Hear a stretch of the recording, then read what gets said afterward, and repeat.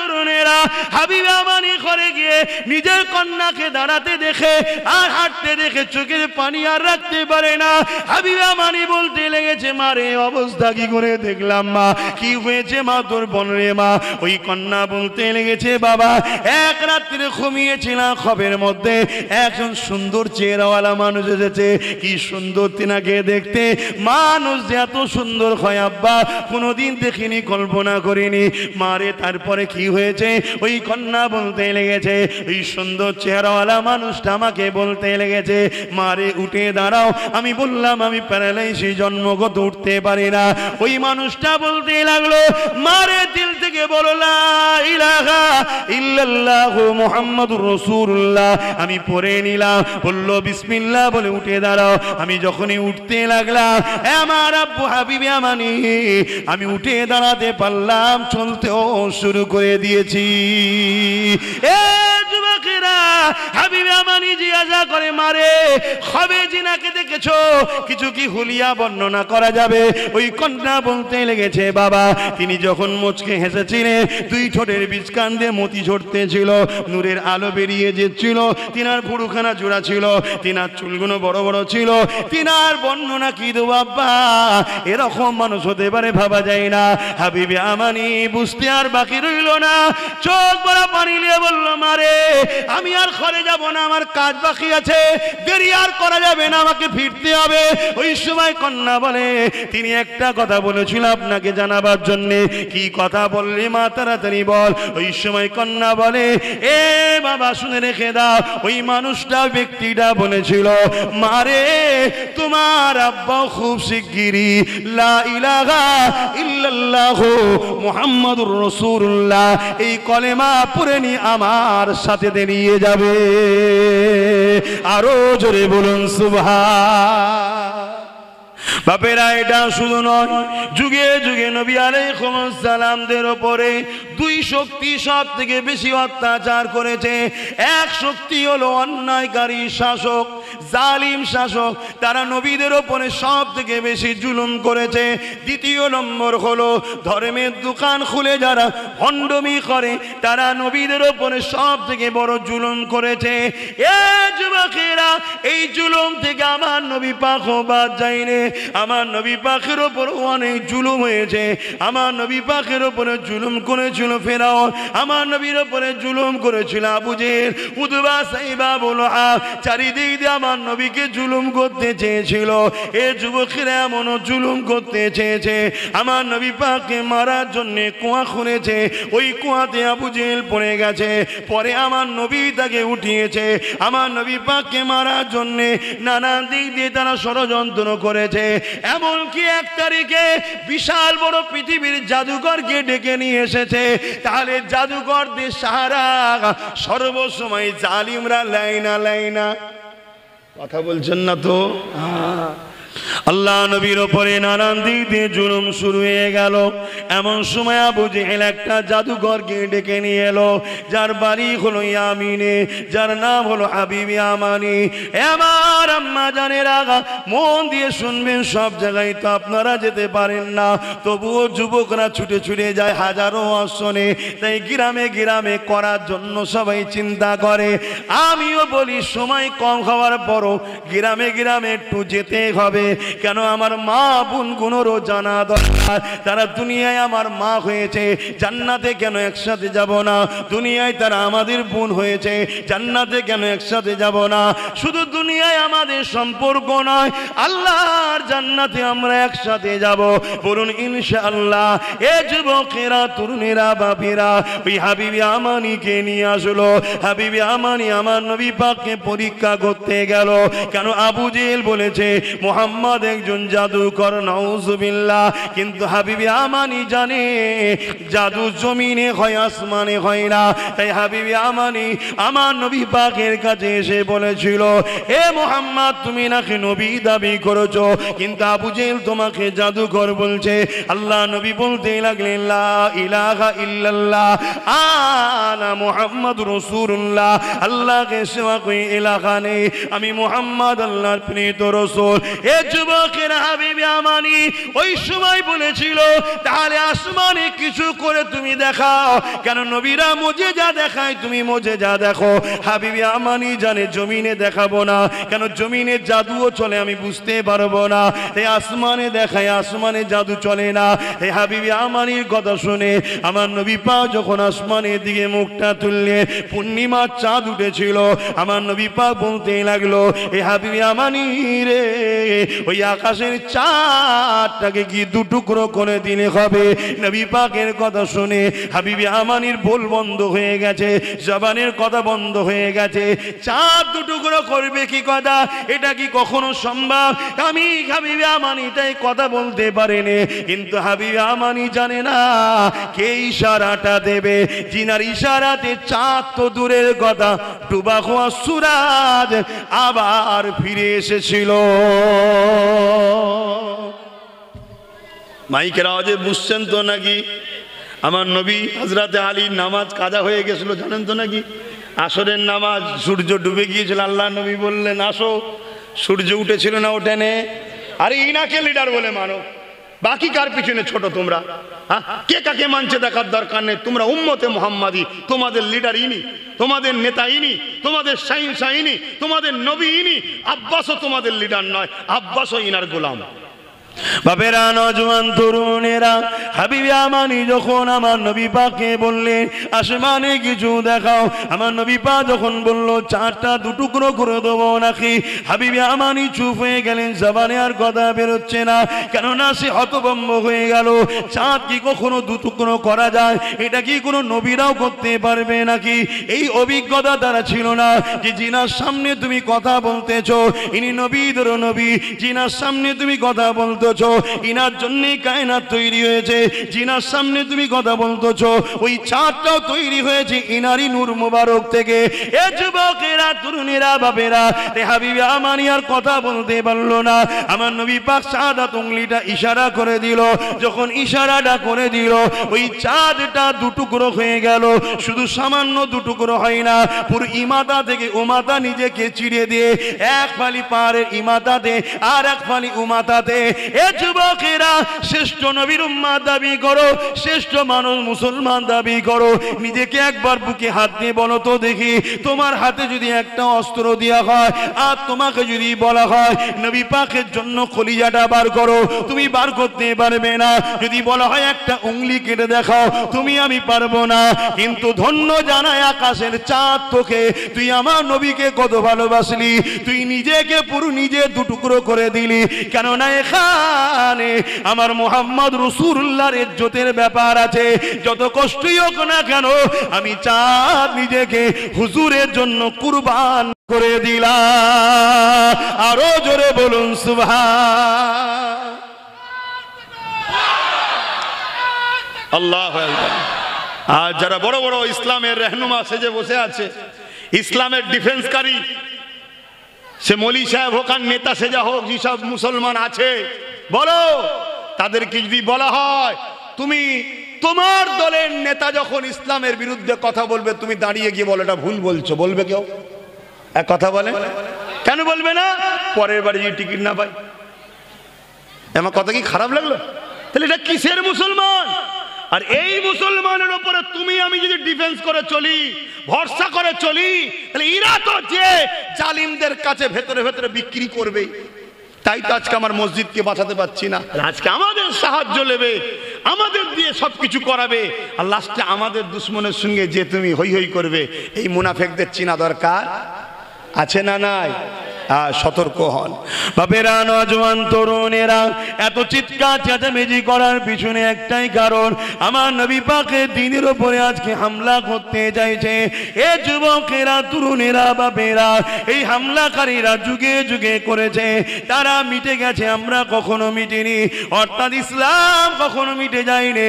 কিন্তু আজকে দুঃখের বিষয় হলো এটাই, আর দাড়িওয়ালা টুপিওয়ালা মোল্লা মনি সাহেব সেজে একদল মানুষ ঘুরে বেড়ায়, যারা কিনা আমার নবীর দুশ্মনদের সঙ্গে কাঁধে কাঁধ মিলিয়ে চলে, যারা মাদ্রাসা দুশ্মন, মসজিদের দুশ্মন, কোরআনের দুশ্মনদের সঙ্গে মুখে মুখ রেখে কথা বলে, এটা আমার উম্মতের জন্য বড় ধোঁকা হচ্ছে। আমার উম্মতরা তাদেরকে চিনতে না পারার জন্য, তাদের কাতারে দলভুক্ত হয়ে যাওয়ার জন্য, তারা অর্থাৎ আমাদের ওই ষড়যন্ত্রের শিকার হয়ে আমার নবীর উম্মত গুলো বেঈমান হতে লেগেছে। আমি আপনাদেরকে বলি, কোন আলেমকে দিয়ে নবীর বিবেচনা করবেন না, কোন পীর সাহেবকে দিয়ে নবীর বিবেচনা করবেন না, সবাইকে বিবেচনা করবেন আমার নবীকে মাপকাঠি করে। যেমন সোনা চিনতে গেলে কষ্টি বাদন লাগে, মুমিন না মুনাফিক চিনতে গেলে মুহাম্মদ রাসূলুল্লাহকে লাগবে। যাদের হৃদয়ে আমার নবী রয়েছে, যাদের অন্তরে আমার নবী রয়েছে, যাদের জবানে আমার নবী রয়েছে, যারা নবীর পক্ষে কথা বলে, হ্যাঁ দুনিয়াদারি করতে হবে, ব্যবসা করতে হবে, মুসলিম অমুসলিম ব্যবসা করবে, ইসলামে বাধা নাই, অমুসলিমের সঙ্গে লেনদেন করবেন, ইসলামে বাধা নাই, রাজনীতিও করতে হবে, অমুসলিমের সঙ্গেও করবেন, ইসলামে বাধা নাই। কিন্তু তোমায় যার সঙ্গে করছো ব্যবসা বা রাজনীতি, সে যদি কখনো তোমার নবীর উপরে আঘাত দিয়ে দেয়, তুমি যদি মুমিন হও, ইমানদার হও, তার সঙ্গে আর ব্যবসা রাজনীতি করতে পারবে না, তার সঙ্গে কোনো সম্পর্ক আর রাখতে পারবে না। এমনকি তুমি তোমার বাপকে ভালোবাসবে, মাকে ভালোবাসবে, এর নাম হলো ইসলাম, এটা ভালোবাসতে হবে।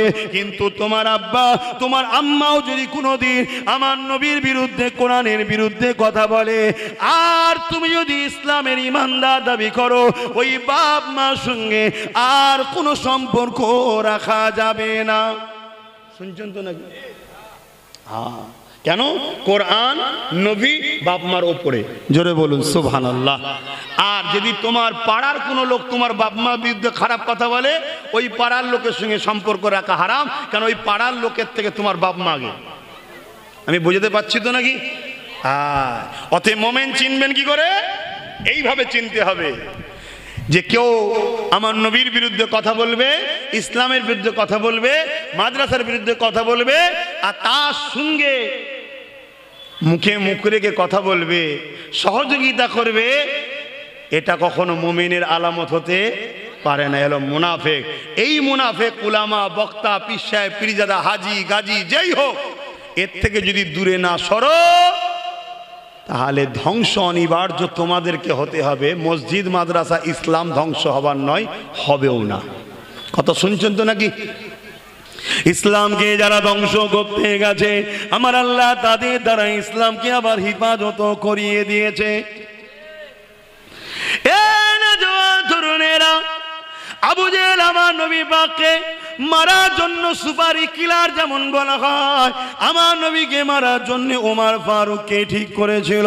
হযরত ওমর ফারুক তখন আমার নবী সম্বন্ধে সঠিক তথ্য পাইনি, তাই ওমর বহু দ্বন্দ্ব, এমন করে খোরা টাকা পয়সা পাবে, এই জন্য আবু জেহেলের প্রস্তাবে রাজি হয়ে গেল। আমার নবী পাককে শহীদ করে দেবে বলে, আমার নবী পাকের বিরুদ্ধে লড়াই করবে বলে হযরত ওমর রওনা দিতে লেগেছে। এ যুবকেরা, তরুণেরা, বাপেরা, এদিকে আমার নবী পাক দোয়া করতে লেগেছে, ও রব্বি আল্লাহ, হয় ওমর না হয় আবু জেহেল, দুজনের মধ্যে একজনকে আমার পক্ষে দাঁড় করিয়ে দেন, তাহলে সাহাবাদের বড় সুবিধা হবে, ইসলামের প্রচারের বড় সাহসান হয়ে যাবে। আমার আল্লাহ দোয়া কবুল করে নিল। হযরত ওমর যখন আমার নবীর দরবারে চলে এলেন, আমার নবী পাকের দরবারে এলেন, অনেক বড় কথা, ওমর এসেছিলেন তরোয়াল দিয়ে আমার নবীকে শহীদ করবে বলে, কিন্তু ওমর আসার সময় বলেছিল, এ আবু জেহেল, 39 জন হয়েছে, 40 আর হতে দেব না। আর আমার আল্লাহ জানিয়ে দিল, ফেরেশতারে, ওমরকে যেতে দে, যেতে দে, যেতে দে, আমি আল্লাহ ওমরকে আমার নবীর গোলাম বানিয়ে 40 বানাবো। আরো জোরে বলুন সুবহান। ইসলামের হিফাজত কে নেছে? নবী। ইসলাম মানেন তো নাকি? নবী যা করেছে ওটাই ইসলাম। নবীর হিফাজত, কোরআনের হিফাজত, ইসলামের হিফাজত আল্লাহ নিজের কুদরতি হাতে রেখেছে। আকাশে চাঁদ উঠলে পৃথিবীর কুকুর যদি এক হয়ে ঘেউ ঘেউ করে, চাঁদের কিছু হবে? তা আমার নবীর বিরুদ্ধে পৃথিবীর মানবরূপী পশুগুলো যদি চিল্লায়, আমার নবীর কিছু হবে না। কিন্তু আমরা যে প্রেম করি বলি, প্রেমের ইজহার দেখাতে হবে না? এখানে কম বেশি সবার বিয়ে শাদী হয়েছে, সন্তানও হয়েছে, তাই তো নাকি? এখন পাড়ার দুটো লোক, তুমি বাপ আর তোমার দুটো জন যুবক ছেলে পাশে দাঁড়িয়ে আছে, তোমার ছেলেদের সামনে তুমি বাপ, তোমাকে দুটো ছোট বড় কথা বলছে, তুমি দোষী নয় তাও ছোট বড় কথা বলছে। তোমার ছেলে কোনো যদি বলে আরে আমার আব্বা তো চোর নয়, চোর বলছো তো কি হয়েছে, চোর বলছো তো কি হয়েছে, চুপ যদি থাকো তাহলে বলো তোমার বাপ কি তোমাদের উপরে খুশি হবে? কি বলবে, কি রকম ছেলে রে তোরা, কিচ্ছু বললি না। এখন তুমি যদি বলো আব্বা ও তুমি কি সত্যি চোর নাকি বলছো, আর তবুও তো বলা দরকার ছিল কিছু, কি বলবে না বলবে না? তাহলে আমরা নবীর উম্মত দাবি করব, কোরআনের প্রেমিক দাবি করব, আজকে কেউ আমার নবীর বিরুদ্ধে কোরআনের বিরুদ্ধে কথা বলবে, এতে কোরআন ও নবীর কিছু যায় আসে না জানি, কিন্তু আমাদের প্রেমের ইজহার প্রকাশ করা দরকার আছে না নাই? জোরে বলেন আছে না নাই? আমার নবী দুনিয়া থেকে চলে যাওয়ার পর মুসাইলামাতুল কাজ্জাব নামে একজন গাদ্দার মুনাফিক বেঈমান বেরিয়েছিল, যে খাতমে নবুয়াতের বিরোধী করে নিজেকে নবী দাবি করেছিল। আমার নবী পাক সাল্লাল্লাহু আলাইহি সাল্লামের সাহাবী হযরত আবু বকর সিদ্দিক রাদিয়াল্লাহু তাআলা সাহাবা হুজুরদেরকে ডাক দিলেন, বলো আমার নবীর বিরুদ্ধে এরকম ভাবে কথা বলেছে, এর বিষয়ে কি করা যেতে পারে? সাহাবা হুজুররা বললেন আমিরুল মুমিনিন, আপনি আমাদের লিডার, আপনি যা বলবেন তাই। হুজুর তখন পর্দা নিয়েছে, ইন্তেকাল করে আখিরাতের রাস্তায় রওনা দিয়েছেন। তাই হযরত আবু বকর সিদ্দিক বললেন ঠিকই কথা, তোমরা তো আমার উপরে দায়িত্ব দিচ্ছ, কিন্তু আমি আবু বকর দুটো কথা বলবো। প্রথম কথা, কে কি বলছে আমার নবীর উপরে তে আমার নবীর কিছু যায় আসে না। কেউ যদি মিথ্যা নবী দাবি করে আমার নবীর কিছু অসুবিধা আছে? কেন আল্লাহর কোরআন বলছে ওয়ালাকির রাসূলুল্লাহ ওয়া খাতামান নবীন, আমার নবী হলো শেষ নবী। নবী যখন শেষ নবী আল্লাহ বলে দিয়েছে, 100টাও যদি নবী বেরোয় আমার নবীর কিছু হবে? কেন আল্লাহর খাতায় তো সে নবী নয়, ঠিক না বেটি? তাই হযরত আবু বকর সিদ্দিক বললেন এতে আমার নবীর কিছু যায় আসে না, কিন্তু আমরা নবীকে যে ভালোবাসি বলি আমাদের কিছু ইজহার দেখাবার দরকার আছে না না? তাই হযরত আবু বকর সিদ্দিক বললেন শোনো নবী সাহাবারা, আমার ভাইরা, আমি আবু বকর মুসাইলামাতুল কাজ্জাবকে বুঝাবো যে তুমি কোরআনের বিরোধী করছো, কোরআনের বিরোধী করছো, ফিরে আসো, ভুল করো না। কোরআন বলছে ওয়ালা আখির রাসূলুল্লাহ ওয়া খাতামান নবীন, আমার নবী হলো শেষ নবী, অতএব তুমি কোরআনের বিরুদ্ধে কথা বলছো, এ কথা বলা বন্ধ করো, তওবা করো, ফিরে আসো। যদি মুসাইলামাতুল কাজ্জাব না ফিরে আসে, আমি আবু বকর সিদ্দিক তার বিরুদ্ধে যুদ্ধ করব। শুনছেন? যা সময়ের কথা দিকে খেয়াল করে হাবিবে আমানির কথাটা বলে দিয়ে যায়, কেন আমার আম্মা বোনগুলো শোনে না, শোনে না। কি গো শোনে তো, আজ তাদের একটু জানা দরকার তাদের নবী কে, কি সেই নবী ছেড়ে আমার মা বোনগুলো যেন অন্য কারো পিছনে না যায়, কি ঠিক না বেটি? আমার নবীর যদি দিলে, যদি আমার মা বোনেদেরও দিলে নবী থাকে, প্রত্যেকটা মা বোন জান্নাতে যাবে। জোরে বলুন সুবহানাল্লাহ। আমি চ্যালেঞ্জের সাথে বলছি, এখানে অনেকে রেকর্ড করছে, এইসব করছিস তো ভাই, ভাই দেখো সব নিয়ে বসে আছে, রেকর্ড হচ্ছে। পুরো পৃথিবীর মুফতি মাওলানাকে চ্যালেঞ্জ দিলাম, নামাজ পড়ে রোজা রেখে হজ করে দান খায়রাত করে জান্নাতে যাবে, কেউ সার্টিফিকেট দিতে পারবে না। কিন্তু এরপরে কোন নামাজ বাদ নাকি? এই নামাজ বাদ, রোজা বাদ, হজ বাদ না, ওটা করতে হবে। কেন? আমরা আল্লাহকে ভালোবাসি। কেমন আমরা বান্দা যে আল্লাহকে সেজদা করব না? ওটা করতেই হবে। কিন্তু জান্নাত যেতে গেলে কেউ বলতে পারবে না যে কোনো করেছি আমি জান্নাত চলে যাব। কিন্তু প্রত্যেকটা যুবককে বলি, যে দিল থেকে মুহাম্মদ রসুলকে রসুল জেনে জানের থেকে বেশি ভালোবেসে আদবের সাথে মেনে নেবে এবং নবী যা বলেছে সত্য, যা নিয়ে এসছে সত্য মেনে নেবে, সে পাপী হলো, আযাব খেটে হলো জান্নাতে একদিন না একদিন যাবে, যাবে, যাবে। জোরে বলুন সুবহানাল্লাহ, আরো জোরে বলুন সুবহানাল্লাহ। এত জোর দিয়ে বলছি কেন? বিশ্ব তোমার আমার হৃদয় থেকে নবীকে সরাতে চাইছে, উঠে পড়ে লেগেছে, উঠে পড়ে লেগেছে। মসজিদগুলোতে আলোচনা হচ্ছে, সম্মান শ্রদ্ধার সাথে ইমামদের বলছি, কারো বিরোধী করছি না। 4টে জুম্মা হয়, 3 জুম্মা নবীর বিষয়ে আলোচনা মুসল্লিদেরকে শোনান, 3 জুম্মা নবীকে দিলে এদের ঢুকান। নবীকে আল্লাহ কত সম্মান দিয়েছে, রিফাত দিয়েছে, মাকাম দিয়েছে, মর্যাদা দিয়েছে, নবীর ইসলামের জায়গা কি, গুরুত্ব কি, এগুলো উম্মতকে আগে জানান, এতে ঈমান উম্মতের তাজা হয়, এতে শক্তি বাড়ে। ঈমান ছাড়া কখনো কামিয়াবি নয়। বাকি একটা জুম্মা নামাজের মসলা মাসাইল, রোজার মসলা মাসাইল শিখান, আবার পরের মাস আসবে 3 জুম্মা নবী শোনান, আবার একটা মাস একটা সপ্তাহ অন্য বিষয় শোনান, আবার পরের মাস আসবে 3 জুম্মা নবী শোনান, অর্থাৎ 52 জুম্মায় এক সপ্তাহ বছর হয়। কমসে কম 30টা জুম্মা এদেরকে নবী নবী নবী নবী শোনান, বাকি 22টা জুম্মায় নামাজ, রোজা, হজ, যাকাত, দাড়ি, টুপি, পাক নাপাক, পর্দা, পুশিদা সব শেখান। কথা কিছু মাথায় ঢুকলো? যারা এই রাস্তায় চলবে জানবেন তারা কোরআনের পক্ষে আছে। কেন কোরআনে আল্লাহ যখনই ঈমানদারদেরকে লক্ষ্য করে আলোচনা করেছে নবীর কথা শুনিয়েছে। জোরে বলুন সুবহানাল্লাহ। খুলুন না কোরআন, ছোট মতো বলে ফেলে দিচ্ছেন নাকি? না বাপ, এটা নসিবের ব্যাপার নবীর পক্ষে থাকা। আমি তো দেখছি ভালো ভালো ঘরের ছেলে কিছু টাকার জন্য বিগড়ে যাচ্ছে। ভালো ভালো ঘরের ছেলে যাদের বাপ দাদাদের অবদানে ইসলাম হয়তো বাংলার মানুষ কোটি কোটি মানুষ পেয়েছে, দুঃখের বিষয় সামান্য টাকাতে বিক্রি হয়ে যাচ্ছে। কিন্তু আল্লাহ শুকরিয়া, মালিক তোমার দয়াতে আমি এখনো বেঁচে আছি। এটা তোমার হাবিবের গোলামির ফসল। যদি নবীর গোলামি প্রথম থেকে যদি না করতাম আমিও হয়তো একদিন বিক্রি হয়ে যেতাম। কিন্তু আমার নবী আমাকে হয়তো পছন্দ করেছে, তাই হাজারো সুযোগ, হাজারো অফার থাকার পরও যেখানেই উঠি ডায়ে বায়ে সামনে পিছনে দেখিনি, নবীর পক্ষে কথা বলি।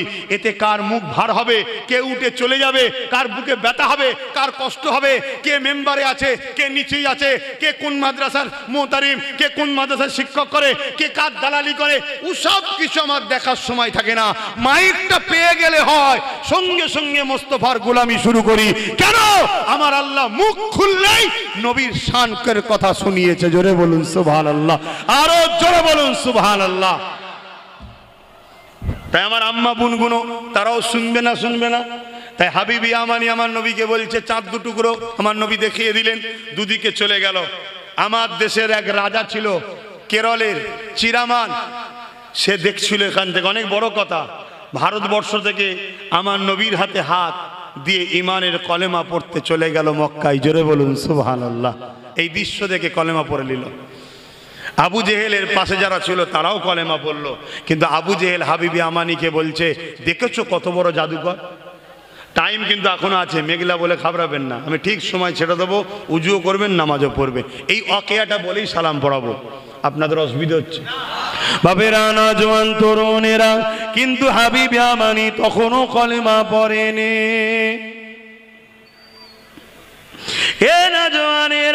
এতটা সহজে ইসলাম আসেনি গো তোমার ভাঙরের জমিনে। এত মসজিদ, এত মাদ্রাসা, এত দাড়ি, এত টুপি এমনি আসেনি, এমনি তো এমনি পাওনি গো। আর ভাঙরের মানুষ বিশেষ করে বলে যায় তোমাদেরকে অনেক বেশি টার্গেট করা হয়েছে। শুনছেন তো নাকি?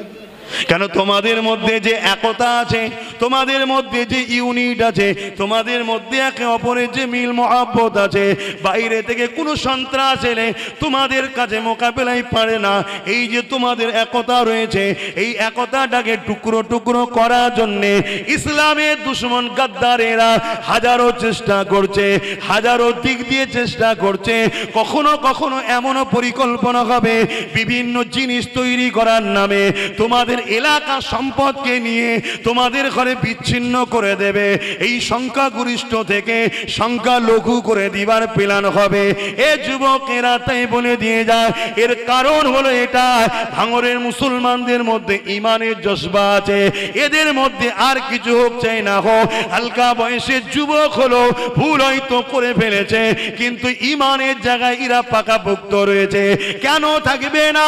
ভাঙরের মাটিতে শুয়ে আছে আল্লাহ পাকের একটা পবিত্র আত্মা, আমার আল্লাহ পাকের পেয়ারা বান্দা সুলতান আসগর আলী হুজুর। সেনা ছত্র ছায়াতে আপনারা রয়েছে, তিনার রুহানি দোয়া আপনারা পেতেছে।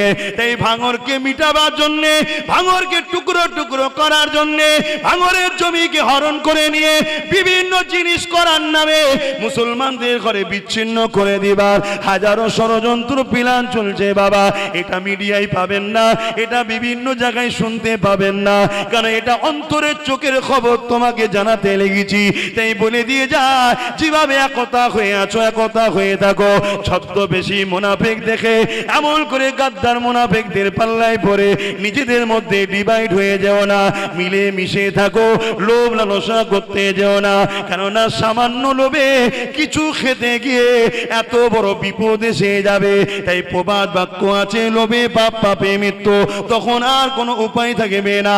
এ যুবকেরা তরুণেরা, তাই আবু জেহেল হাবিবে আমানিকে বুঝাতে লেগেছে, মুহাম্মদ কত বড় জাদুকর দেখো, আকাশের চাঁদকে দুটুকরো করে দিল।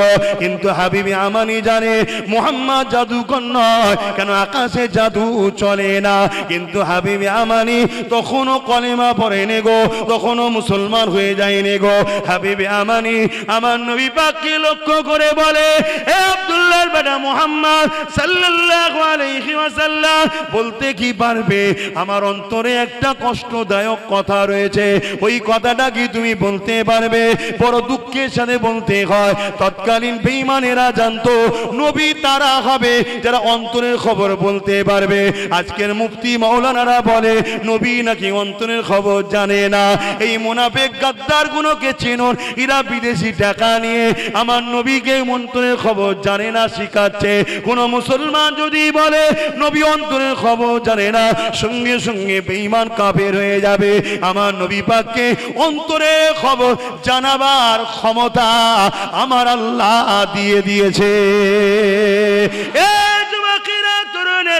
অবশ্যই গায়েবের খবর আল্লাহ জানে, কিন্তু গায়েবের খবর নবীও জানে, নবী জানে আল্লাহ জানে। পার্থক্যটা কোন জায়গায়? নবীকে আল্লাহ জানার ক্ষমতা দিয়েছে, আর আমার আল্লাহকে কেউ ক্ষমতা দেয়নি। তিনি খোদ মালিক, তিনি জানে। এই জায়গায় এক হলো না, যেখানে এক হয়নি ওখানে সেরকম হয়নি, তাই ঘাবড়াবার কিছু না। এই যুবকের হাবিবে আমানি বলতে লাগলো, আমার অন্তরের মধ্যে একটা কষ্টদায়ক কথা আছে, ওটা কি বলতে পারবে? আল্লাহ নবী বলল, এ হাবিবে আমানি রে, তোমার একটা 8 বছরের কন্যা সন্তান আছে, যে কিনা জন্মগত প্যারালাইসিস, যে কিনা চলতে পারে না, হাঁটতে পারে না, উঠতে পারে না।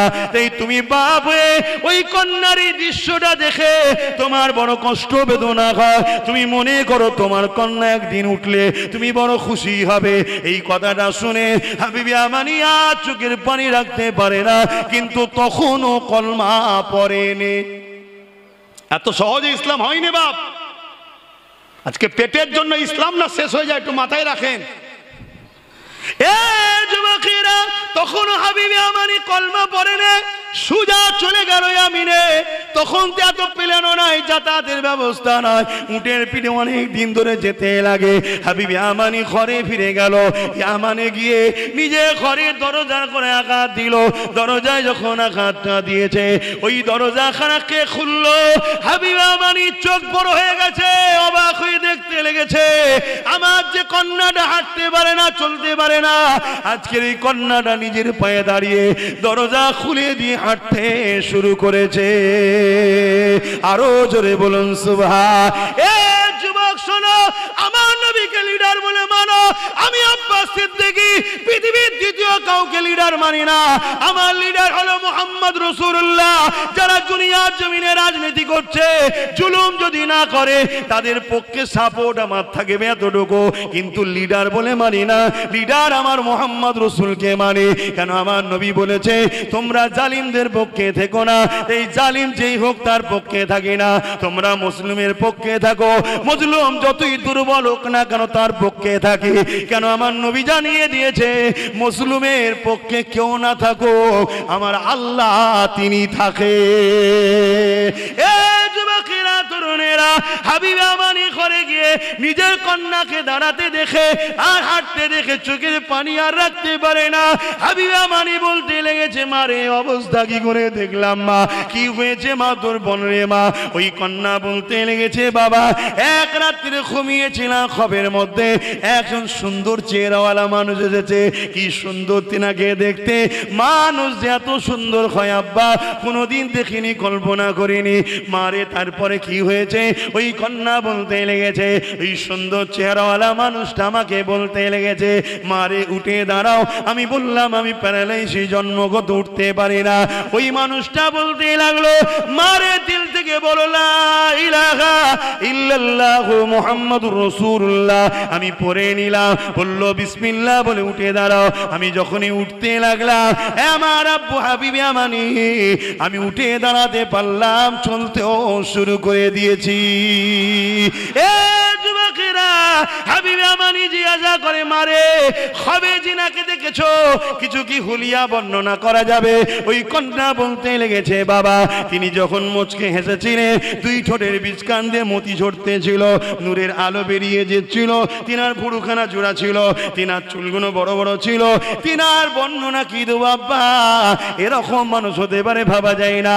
হাবিবে আমানি বুঝতে আর বাকি রইল না, চোখ ভরা পানি নিয়ে বলল, মারে আমি আর ঘরে যাব না, আমার কাজ বাকি আছে, দেরি আর করা যাবে না, আমাকে ফিরতে হবে।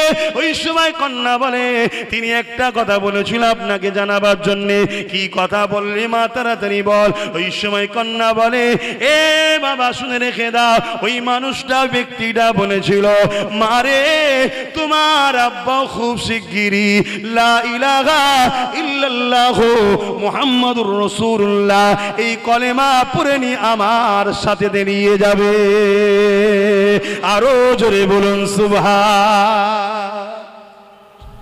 নবীর প্রেমিকরা নবীর আলোচনার মাহফিলে বসে, সে যেখানেই থাকুক কাজ কাম ছেড়ে দেয়, আমার হুজুরের কথা হবে, চলো যাই। ঠিক না বেটে? নমুনা একটা। বাপেরা, নওজওয়ানেরা, হযরতে মুসা আলাইহিস সালাম চলে গেলেন। কার বিরুদ্ধে যাচ্ছে লেগেছে? যার কিনা শুধু তৎকালীন সময় ৮০,০০০ ঘোড়া ছিল। যুদ্ধের ঘোড়া ফেরাউনের কত ছিল? ৮০,০০০। তাহলে কত পাওয়ারফুল বুঝছেন তো? তার কাছে যাচ্ছে মুসা নবী আর তার ভাই, দুজন, আর কেউ নেই। কি বলতে? তুমি ভুল করছো। আজকাল মৌলী সাহেবরা বলতে পারবে তুমি ভুল করছো? ইমাম বলতে পারবে? উনি চিন্তা করছে আমার মাইনের না বন্ধ হয়ে যায়। কথা কি ভুল বলা হলো নাকি? আমি কাউকে আঘাত দিচ্ছি না, এখনো সময় আছে, এখনো সময় আছে। সন্দেহ হয়ে গেছে নাকি?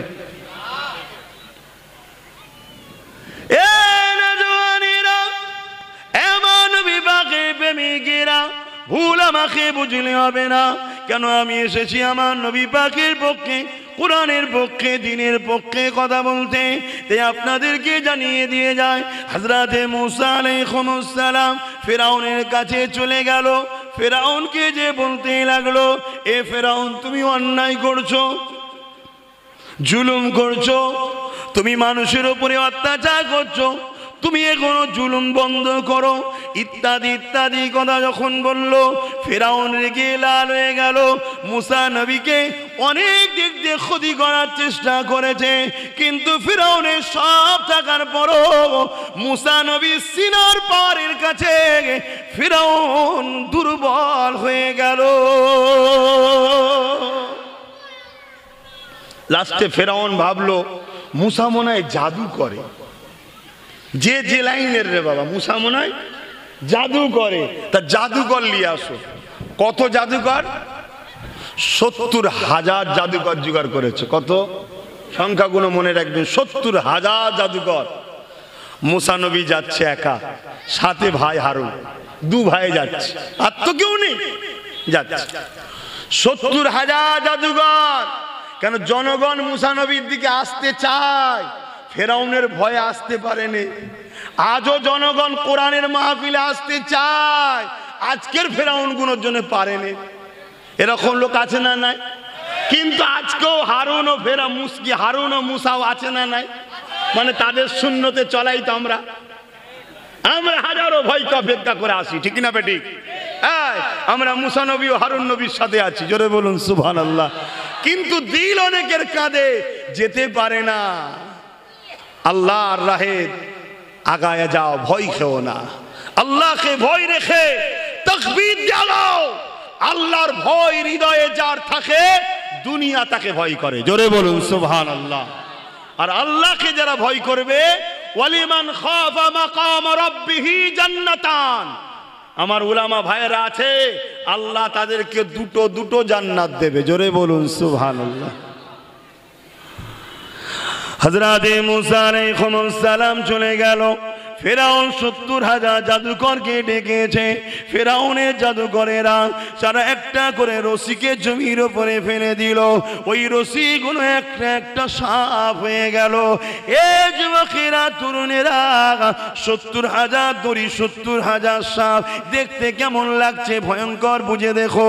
হযরতে মুসা আলাইহিস সালামের হাতে একটা লাঠি ছিল, আশা ছিল। ওই লাঠিটা যেই জমিনে ফেলে দিল, ওই লাঠিটা বিশাল এক সাপ হয়ে গেল। ওই লাঠির সাপটা মুসা নবীর হাতের প্যারা সাপ, লাঠিটা ওই সাপ হয়ে যে। এ যুবকেরা, তরুণীরা, বাপেরা, এইভাবে যত ফেরাউনের সাপ ছিল, ওই নবী জাদুঘরের সাপ ছিল, ওই সাপগুলোকে সব গিলে গিলে খেতে লাগলো। কিন্তু এখানে একটা মজার বিষয় আপনাদের জানায়, মুসা নবী লাঠি ছেড়েছে, সাপ হয়ে গেছে। ফেরাউনের জাদুকররাও লাঠি ছেড়েছে, সাপ হয়েছে। কিন্তু মুসা নবী যখন লাঠিটা ফেলেছে, মুসা নবী সাপ হয়ে যাওয়ার সাথে সাথে ওই 70,000 জাদুকর ফেরাউনের পয়সায় যে এসেছিল সে আর দাঁড়ালো না। তারা আগিয়ে এসে মুসা নবীর কদমে পড়ে গেল। ও হযরতে মুসা, আমরা ভুল করেছি, ক্ষমা করো, আমাদেরকেও ঈমানের কলেমা পড়িয়ে দাও। আরো জোরে বলুন সুবহান।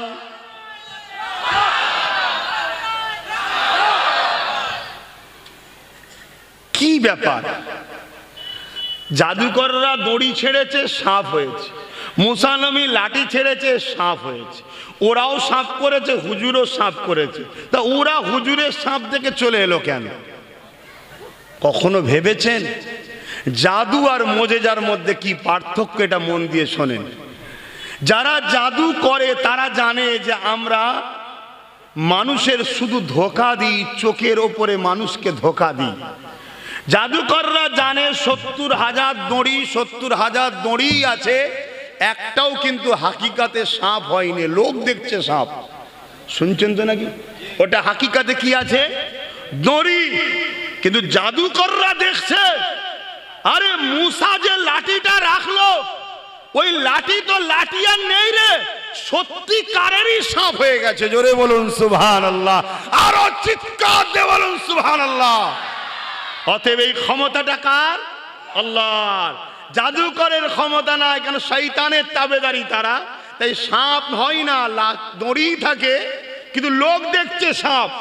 আর মুসা নবীরটা লাঠি ছিল, এখন আর লাঠি নেই, সত্যিকারের একটা সাপ হয়েছে, বিশাল বড়। জোরে বলুন সুবহানাল্লাহ।